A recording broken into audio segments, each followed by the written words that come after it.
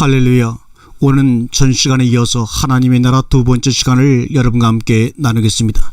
하나님의 나라는 여기 있다 저기 있다도 못하니 바로 너희 가운데 있다고 주님께서 말씀하고 있습니다. 바로 하나님의 나라는 하나님 자신을 의미하고 있습니다. 시편 19편에 해는 신랑처럼 나오신다고 했습니다. 신랑 자신이 해로 상징이 되고 있습니다. 여기서도 신랑 자신이 천국으로 상징이 됩니다.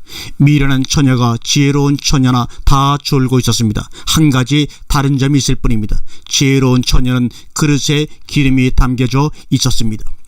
고린도후서 14장에 질그릇의 보화가 담겼다고 기록합니다. 그릇은 육체를 의미합니다. 로마서 8장의 근거에서도 토기장이가 임의로 귀한 그릇과 천한 그릇을 제조할 고난이 있다고 말씀하고 있습니다. 귀한 그릇은 모세의 상징이고 천한 그릇은 바로 바로왕입니다. 고린도서 1장 마지막 부분에서 기름은 성령으로 나타납니다. 결론적으로 깨어있으라 그날과 기시를 모르는 영고입니다. 데살로니가 전서 5장에 자는 자들은 밤에 자고 취하는 자들은 밤에 취합니다. 우리는 다른 이들과 같이 자지 말고 근신하여 깰지라라고 기록합니다. 자는 자와 취하는 자는 어둠과 밤의 아들들입니다. 근신한 자와 깨는 자는 낮과 빛의 아들들입니다. 요한복음 12장에 나는 빛으로 왔나니 나를 믿는 자는 어둠에 다니지 아니하고 생명의 빛을 얻는다고 말씀하고 있습니다. 천국은 마치 품꾼을 얻어 포도원에 들어보내려고 이른 아침에 나간 집주인과 같다고 말씀합니다. 이 말씀은 단도직입적으로 천국이 집주인이라고 하셨습니다. 집주인은 마태복음 10장에 제자가 성생 같고 종이 상장 같으면 족하다. 집주인을 바알세부라 했으며 한며 그 집 사람들이라고 하셨습니다. 바리새인들의 주님을 귀신의 왕을 힘입어 귀신을 추방하는 것이라는 주장에 대한 예수님의 답변입니다. 누가복음 13장에 집주인이 문을 닫은 후에 주여 열어주소서 합니다. 천국의 집주인은 바로 그리스도이십니다. 포도원 품꾼이 4차례 동원이 되는 것을 성경은 표현합니다. 하루에 1데나리온 싹을 주기로 약속을 하여 3시, 6시, 9시, 11시에 고용이 됩니다. 11시 나중에 온 자는 1시간 노역하고도 1데나리온의 하루픈 싹을 전부 다 받습니다. 먼저 온 자들이 그것을 보고 주인에게 대단한 항의를 제기합니다. 불공평한 처사라는 것입니다. 그것을 보고 주인은 나를 악하게 보느냐고 묻습니다. 먼저 온 자들의 특성은 원망과 악입니다. 민수기 14장에 광야 백성들의 원망을 들으시고 대부분 광야 멸망을 선언하셨습니다. 마태복음 12장에 선한 자는 그 쌓은 곳에서 악을 낸다고 말합니다. 결국 나중 온 자는 합격하고 먼저 온 자는 탈락합니다. 먼저 온 자는 바리새인과 서기관들의 상징입니다. 나중에 온 자는 새 죄인과 세리들을 의미하고 있습니다. 갈라디아 4장에 육신의 자녀와 약속의 자녀가 등장합니다. 육신의 자녀는 하갈, 이스마엘 계열입니다. 약속의 자녀는 사라, 이삭의 계열입니다. 창세기 16장에 아브라함이 86세에 이스마엘이 출산이 됩니다. 아브라함은 또한 100세에 독자 이삭을 낳습니다. 14살의 차이입니다. 창세기 11장 이삭의 생일날 이스마엘이 이삭을 기롱 핍박함이 또 가정 파괴의 요인이 되고 있습니다. 마태복음 6장 10절이면 나라가 임하옵시오며, 이 말씀은 유명한 주기도문 중의 일부입니다. 주일학교 어린이부터 목사, 신학 박사까지 예배 종교를 구하는 순서이기 때문에 모르는 사람이 아무도 없습니다. 나라에 임하옵시며, 사도행전 2장에서 오순절 성령 강림으로 기독교가 태동하였습니다. 요한과 베드로가 초대교회 주역으로 명실공히 유대교는 퇴색하고 기독교가 탄생한 것입니다. 그 후 기독교 2000년사는 정통 이단 시비로 파란만장한 과정을 통하여 지금에 이르면서 주기도문을 암송해 왔습니다. 이처럼 주기도문은 기독교의 정통적 상징으로 되어온 것이 사실입니다. 누구도 주기도문을 부인하는 사람이 없고 믿지 않는 사람이 없습니다. 나라의 임하옵시오며. 그런데 한 가지 이해할 수 없는 것은 나라가 임한다고 하면서도 죽으면 천국으로 간다는 요주부동의 통념이 도대체 어디서 연해있는지 알 길이 없다는 것입니다. 나라는 가는 것이 아닙니다. 나에게, 우리에게 오는 것입니다. 가는 것과 오는 것은 정반대의 현상이지 않습니까? 그렇다고 어떤 사이비 정파의 교리적인 주장처럼 지상 천국 에덴의 복락원이 결코 아닙니다. 그들의 초점은 이 지구상에서 죄와 허물이 없이 벗고 다녀도 수치심을 모르는 이상향입니다. 사회부조리가 척결되되 의식주 염려 없는 욕심적인 의미의 나라입니다. 이것은 무계급의 사회주의를 지향하는 공산당 종주국의 몰락처럼 백일몽에 불과한 소망입니다. 태평성대를 즐기는 세상이 되면 성물란의 사회풍조를 지배하며 무의도식하는 것이 지루하여 자살률이 고조된다는 것이 역사의 교훈입니다. 나라는 창조적인 개념이 아닙니다. 천국은 마치 사람이 자기 밭에 갖다 심은 겨자씨 하늘 같으니라고 마태복음 13장 31절에 우리에게 말씀하고 있습니다. 우선 이 말씀을 보는 안목에서 잘못된 해석 두 가지를 지적하겠습니다. 기독교가 탄생 성장하여 온 천하에 가득하면 공중새들이 깃들이게 되는데 마가복음 4장의 길가에 씨를 먹는 마개들이라고 보는 견해입니다. 매우 그럴싸한 해석이지만 천국을 현실 기독교 제도적 확산으로 보면 안 됩니다. 또 하나는 마태복음 10장에 믿음이 겨자씨만큼만 있으면 산을 바다로 옮긴다는 말씀입니다. 고린도전서 13장에 산을 옮길 만한 기사 이적도 사랑이 없으면 아무 소용이 없다고 했습니다. 사람들이 깜짝 놀라는 기사 이적 표적 신앙은 겨자씨 생명 신앙 안에 절대로 비교될 수 없다고 하는 것이 바로 오늘의 교훈입니다. 겨자씨는 결국 생명을 의미하고 있습니다. 생명은 누구이십니까? 요한복음 11장에 나는 부활이요 생명이라고 선포하신 분이 누구입니까? 창세기 1장 마지막 부분에 씨가 진 열매 맺는 모든 나무가 내 식물이다. 이 씨는 생명 자신이십니다. 이분은 바로 예수 그리스도를 의미하고 있습니다. 모든 나무는 소나무 대나무가 아닙니다. 요한복음 15장에 나는 포도나무요 마태복음 24장에 싹이 든 무화과나무이며 로마서 11장에 참 감람나무이십니다. 곧 이 나무는 생명나무이십니다. 역시 겨자씨 나무도 같은 맥락으로 보아야 합니다. 마태복음 6장에는 공중의 새와 백합화의 영광이 솔로몬의 영광과 대조를 이룹니다. 백합화 영광은 하나님의 영광입니다. 솔로몬의 영광은 사람의 영광입니다. 이 깊은 비밀을 누가 알리요? 또 너에게 이르노니 동서로부터 많은 사람이 이르러 아브라함과 이삭과 야곱과 함께 천국에 앉으려니와. 마태복음 8장에 등장하는 천국의 실상은 소위 백부장의 하인을 고친 사건이 연이합니다. 백부장의 신분은 신민권 통치권의 앞잡이 역을 하는 로마인입니다. 그는 내가 가서 고쳐주겠다는 주님의 쾌활한 응답을 낳습니다. 그러나 그는 주님께서 내 집에 오심을 도저히 감당치 못하니 말씀으로만 하소서라고 대꾸합니다. 수많은 기독교 지도층이나 성경 주석은 말씀 신앙을 극극 찬양합니다. 그러나 우리의 초점은 감당할 수 없다는 그의 인격에 집중해야 합니다. 누가복음 15장 탕자 역시 내가 아버지와 하늘의 득자였으니 아들 인정을 감당치 못함으로 품꾼으로 봐달라는 요청입니다. 이는 그리스도인의 참된 모습입니다. 구원받은 자의 특징입니다. 영생이나 천국, 거듭남이나 구원에 대한 의식이 거의 없어야 합니다. 그리고 아브라함과 이삭과 그리고 야곱에 대한 거론 이유는 마태복음 22장에 결정적인 답이 있습니다. 죽은 자와 산 자의 분기점이 여기 있다는 말입니다. 죽은 자는 성경도 능력도 오해 내지 미혹된 사두개인 집단을 지칭하고 있습니다. 산 자는 하늘의 천사들과 동등한 부활의 자녀들입니다. 하늘의 천사들은 날아다니는 아름다운 공주상이 아닙니다. 히브리서 1장에 모든 천사가 한 천사에게 경배합니다. 한 천사는 바로 단수로 예수 그리스도이십니다. 복수 모든 천사는 보냄을 받은 자는 원문의 앙겔로스입니다. 재림이 모든 천사와 함께 오신다는 내용 역시 동일한 맥락입니다. 유명한 재림성화를 창작한 하가들은 재림 오도의 주범들입니다. 자기들의 예술적 생명 때문인지는 모르나 온 세상 방방곡곡마다 매달려 있는 재림화 때문에 수없는 신자들이 미혹 속에 방황하고 있는 것입니다. 하나님의 나라는 볼 수 있게 임하는 것이 아니요 또 여기 있다 저기 있다고도 못하리니 하나님의 나라는 바로 너희 안에 있느니라고 누가복음 17장 21절에 말씀하고 있지 않습니까?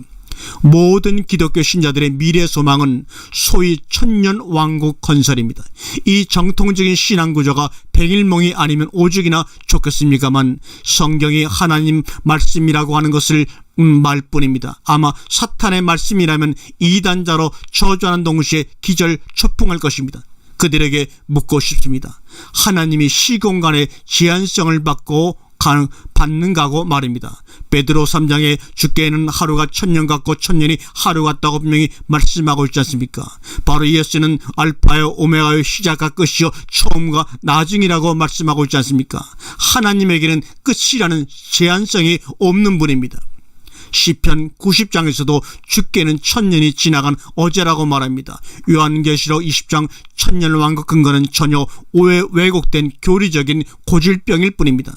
여기 본문에 하나님의 나라는 볼 수 있는 지상 낙원이 아닙니다. 가난이 없고 도적이 없고 사회 부조리가 없는 지상 천국은 없습니다. 하나님 나라는 너희 안에 있다. 결국 이 뜻을 우리가 어떻게 받아야 합니까? 요한일 4장에 예수 그리스도께서 내 육체 안에 오심을 시인한다는 뜻입니다. 요한복음 1장의 말씀이 육신이 되어 우리 가운데 거하신다는 말씀입니다. 육신은 예수의 육신이 아닙니다. 2000년 전의 역사적인 성육신으로 보면 안 됩니다. 성경을 교리적인 시각으로 보면 멸망합니다. 생명적 안목으로 봐야 합니다. 여기저기로 어떤 지역적인 개념이 아닙니다. 공중재림이나 지상재림 역시 장소 개념이 아닙니다. 1992년 10월 어느 날 공중재림과 동시에 휴거한다는 신령파 준영시 이 본문의 천면 거부권을 행사합니다. 잘못된 호도된 그들의 주장입니다. 너희 안에 천국이 임하신다고 분명히 말씀하고 있습니다. 그 해답은 바로 몇 줄 밑에 있습니다. 번개가 동서로 번쩍하는 빛의 역사로 된다는 말입니다. 요한복음 12장에 나는 빛으로 세상에 왔다고 말합니다. 요한복음 1장에 빛은 말씀을 의미하고 있습니다. 말씀이 임하심이 바로 성경적인 참된 재림입니다. 예수께서 가라사대 그러므로 천국의 제자된 서기관마다 마치 새 것과 옛 것을 그 곳간에서 내어오는 집주인과 같으니라고 마태복음 13장 52절에 우리에게 말씀하고 계십니다. 천국의 제자된 서기관이라는 말씀은 노골적으로 천국은 실존임을 알 수가 있습니다. 제자는 현실적으로 소위 제자 훈련한다는 의미의 제자가 아닙니다. 세포 조직이나 점 조직을 획책하여 1:1 접근이나 소그룹 지도 형태의 성경 공부는 결국 교세 확장 내지는 좌파 세력 구축에 목적을 둡니다.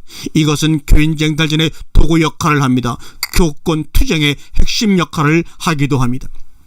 한마디로 이런 부류층은 성경을 종교적으로 빙자하여 이용, 도용 및 악용을 하는 것입니다. 제자가 누구입니까? 마태복음 10장의 제자가 성생 같으면 족하다고 말합니다. 집주인을 바알세불이라 하였거늘 하물며 그 집 식구이랴. 성생은 집주인이십니다. 제자는 식구와 동일합니다. 바리새인과 서기관들이 그리스도를 비방하기를 바알세불 귀신의 왕이라고 했습니다. 미친 두목이라는 말입니다. 그리스도의 제자는 미친 자로 낙인이 찍혀야 합니다. 이것은 불신세계가 보는 시각이 아니요 소위 정통파들의 교리적인 입장입니다. 서기관은 에스겔 9장에 등장합니다. 그는 가는 베옷을 착복합니다. 예루살렘 거리를 배합니다. 그 가운데 가증한 처사를 보고 속이 상해 우는 자에게 인을 칩니다. 저쪽 동네 서기관이 아닙니다. 그들의 정체는 누가복음 11장 결론 부분입니다.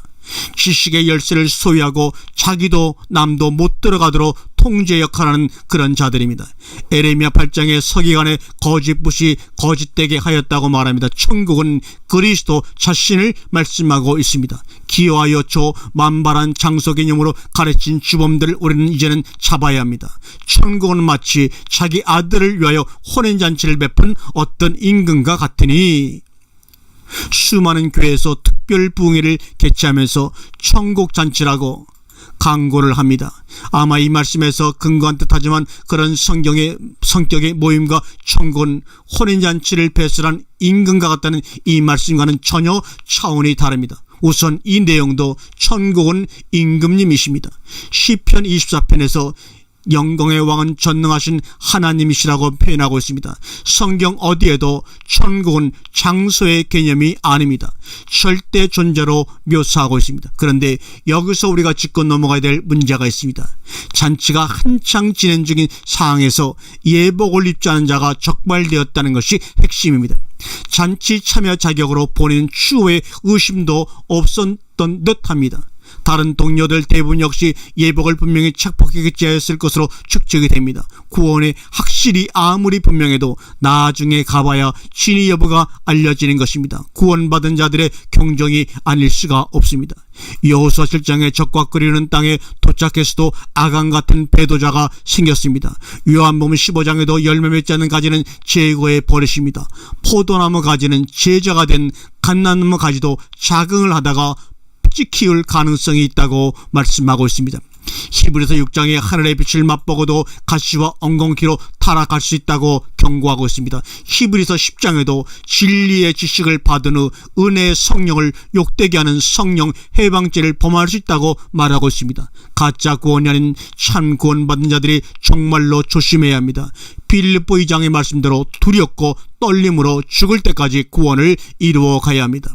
가라사대 죽은 자들로 자기의 죽은 자들을 장사하게 하고 너는 가서 하나님의 나라를 전파라 하시고 말씀하십니다. 하나님의 나라는 소명 문제와 직접적인 연관성이 있습니다. 어느 서기관이 주님께 특별히 부탁을 제기합니다.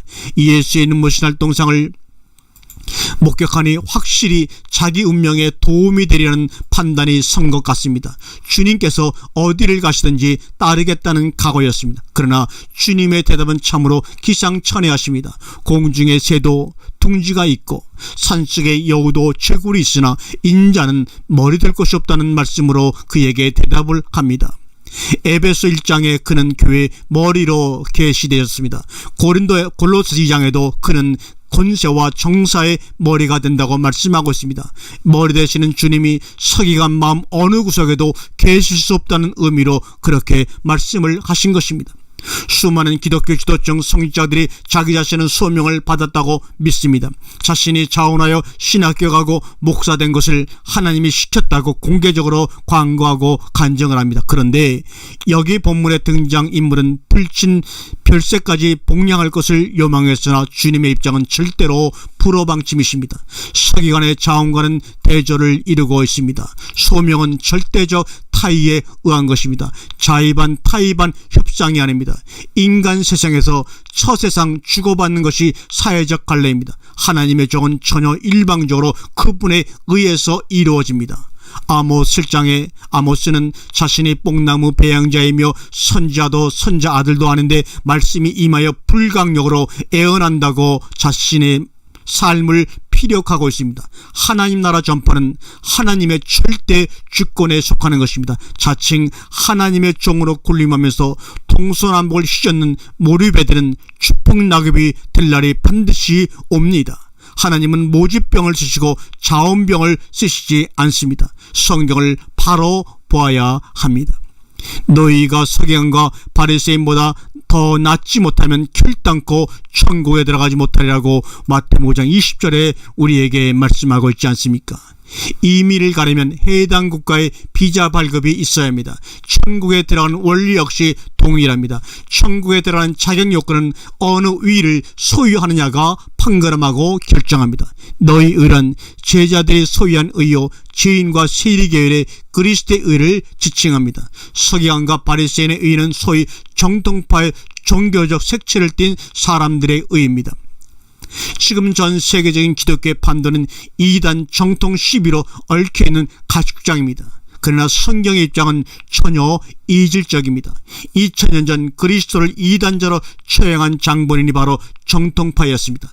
바리새인 서기관과 사두개파 그리고 장로들과 제사장들이 연합전선을 구축한 세력이 바로 정통파입니다. 그 원리는 지금도 동일하게 작동하고 있다는 말입니다.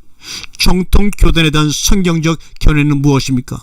마태복음 3장에 독사의 자식들아 누가 너희를 임박한 진노에서 피하라 하더냐고 하십니다. 그들은 아브라함의 자손이라는 생각이 속에 가득 차 있습니다.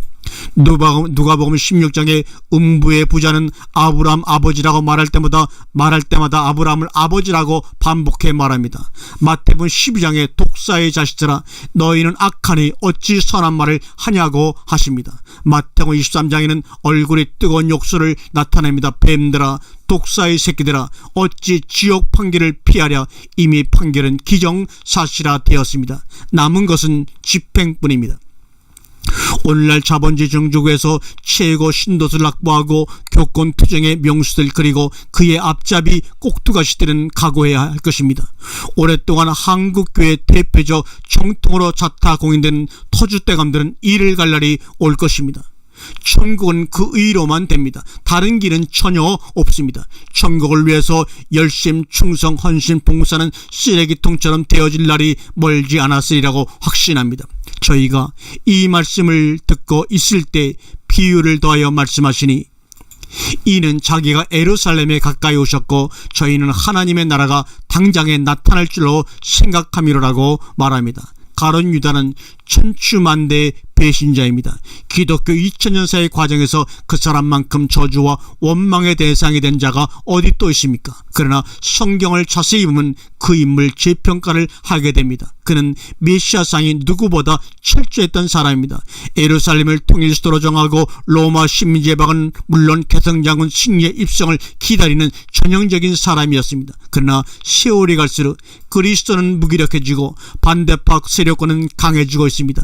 아무래도 자신이 속았다는 배신감과 허탈감이 얽혀서 그리스도를 제사장과 장로들에게 넘겨주는 중개인 역할을 했을 뿐입니다. 그리스도고 왕으로 즉위 하면 단단히 한 자리 차지하리라는 정적인 야망도 사라지고 말았습니다. 하나님의 나라가 당장 나타날 것을 기대했으면 그 당시 전체 민중의 소망을 대변하는 것입니다. 이 원리적 흐름은 지금도 마찬가지가 아닙니까? 계시록 19장에 만왕의 왕으로 충신과 진실로 백마를 타고 오신다. 물론 이 모습은 재림입니다. 그분이 만왕의 왕으로 오시면 경제대국도 군사 초강대국도 모두 밟고 지상의 170여 개국의 국가 원수들을 굴복시키고 예루살렘을 세계 통일 천년 왕국 수도로 정한다고 생각을 합니다.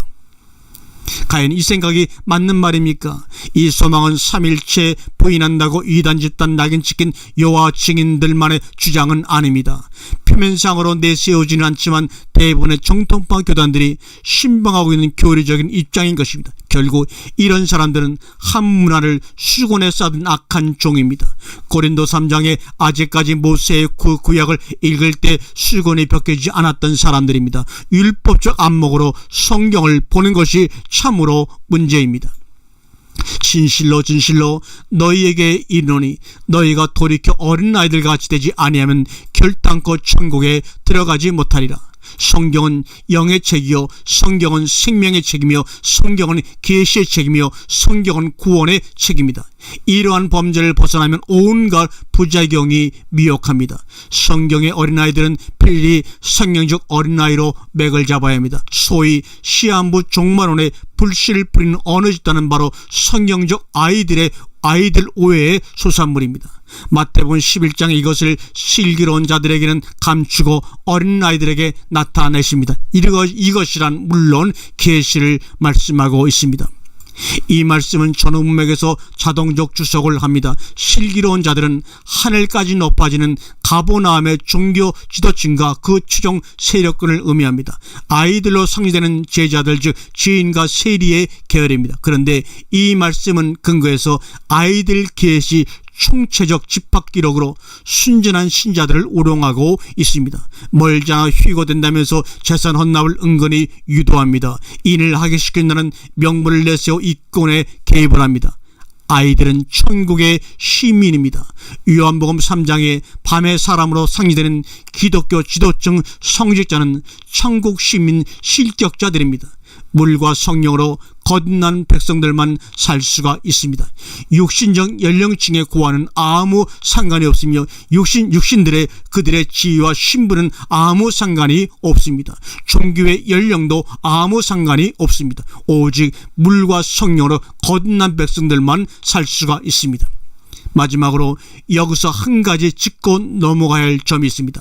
아이들의 천국이란 표면적 입장을 고수하여 아이들이 죽으면 자연의 천국에 직행한다는 쓸데없는 막말을 금하기를 원합니다. 베드로 2장의 갓난 아이들처럼 신령한 젖을 사모해야 합니다. 젖은 바로 생명의 말씀입니다. 아이들 역시 천국 입국 자격을 소지한 거듭난 자들을 말씀하고 있는 것입니다. 아멘.